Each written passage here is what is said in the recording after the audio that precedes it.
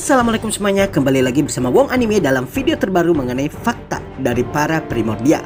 Pada kesempatan kali ini, Wong Anime akan membahas mengenai sang primordial terakhir yang belum sama sekali dibahas di video ini. Siapa lagi kalau bukan Misery, sang primordial hijau. Kalian siap? Monggo ditonton videonya. Baiklah, sebelum ke video pembahasan, Wong Anime ingatkan kepada kalian untuk yang tidak ingin ketinggalan video-video terbaru Wong Anime, jangan lupa untuk subscribe dan bunyikan tombol notifikasi. Dan jika kalian menyukai video ini, jangan lupa untuk like dan share kepada teman-teman kalian, oke? Misery adalah merupakan salah satu iblis yang merupakan bawahan langsung dari Gi Crimson. Dia adalah salah satu dari dua pelayan Gi yang memiliki tingkatan dan strata yang sama dengan majikannya tersebut. Dengan kata lain, Misery adalah iblis primordial, sama seperti Rain dan juga Gi sendiri. Sementara Rain dikenal sebagai primordial biru, Misery dikenal sebagai primordial hijau, dan sebelum dinamai, dia dikenal dengan sebutan Vert dalam pronunciation Prancis yang berarti hijau yang mewakili namanya. Nah, berikut ini Wong Anime telah menyusun mengenai 7 fakta dari pelayan Gi yang satu ini. 1. Bersekutu dengan primordial biru. Seperti yang Wong Anime sebutkan di video mengenai Rain, sang primordial biru, alasan Rain menjadi bawahan Gi terjadi dikarenakan sifat alam iblis yang akan mengalami respon setelah dikalahkan. Nah, iblis yang dikalahkan bersama dengan Rain, sang primordial biru, adalah Misery, sang primordial hijau. Semenjak kekalahan mereka berdua ini, mereka pun menjadi pelayan setia Gi dan mengabdi pada Gi hingga ribuan tahun kemudian. 2. Secara tulus setia pada Gi. Berbeda dengan Rain yang tidak secara tulus mengabdi pada Gi dan hanya mengabdi karena dia ingin selalu berada di kubu pemenang, Misery secara tulus mengabdi pada Gi karena dia memang benar-benar setia kepadanya. Hal ini bisa dilihat dari pekerjaan-pekerjaan rumahan yang diberikan kepadanya.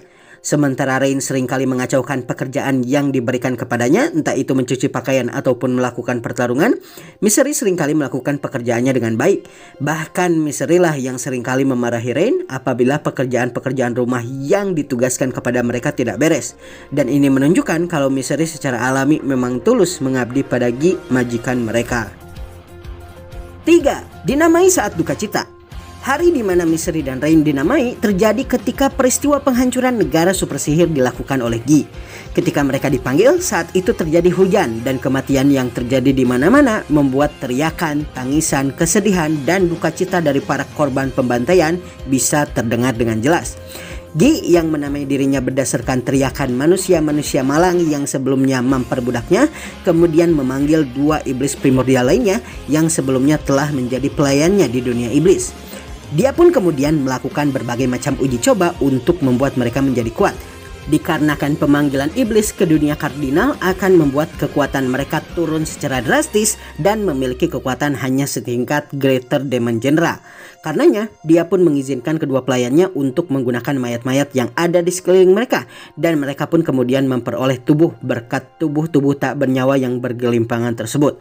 Gi lalu kemudian mencoba memasukkan jiwa yang telah dia panen ke dalam tubuh mereka. Namun mereka sama sekali tidak berevolusi. Dia kemudian berusaha menggunakan metode lainnya untuk memperkuat mereka. Dia pun kemudian menamai mereka. Sang primordial biru Gi namai dengan nama Rain dikarenakan saat itu sedang hujan, sedangkan primordial hijau dinamai dengan nama Misery dikarenakan teriakan dan tangisan duka saat itu menggema kemana-mana dan terdengar dengan jelas oleh Gi. 4. Memiliki sekte yang menyembahnya. Misery adalah satu di antara para iblis primordial yang memiliki sekte yang menyembah dan mengabdikan hidup mereka untuknya dari kalangan bangsa manusia, sama seperti Testarossa. Nama sekte yang menyembahnya ini dikenal dengan sebutan Apostle of Vert yang kalau diterjemahkan berarti adalah utusan sang hijau. Mereka terdiri atas para petualang dan para petarung juga para tentara bayaran yang menyembah sang primordial hijau dan kemudian Misery manfaatkan untuk kepentingannya. Pada dasarnya, komunitas ini memiliki hubungan simbiosis dengan Misery, di mana Misery akan menggunakan mereka untuk melakukan sesuatu sesuai agenda dirinya dan tuannya, dan para anggota Apostle of Vert sebagai gantinya bisa meminjam kekuatan Misery. Peristiwa ketika Misery meminjamkan kekuatannya ini bisa dilihat ketika peristiwa pertemuan Dewa Negara Barat, di mana Misery dipanggil langsung oleh para penyembahnya, dan ini bertujuan supaya Misery membunuh semua perwakilan Dewa Negara Barat yang ada di sana. 5. Aktif dalam mencari intel di dunia manusia.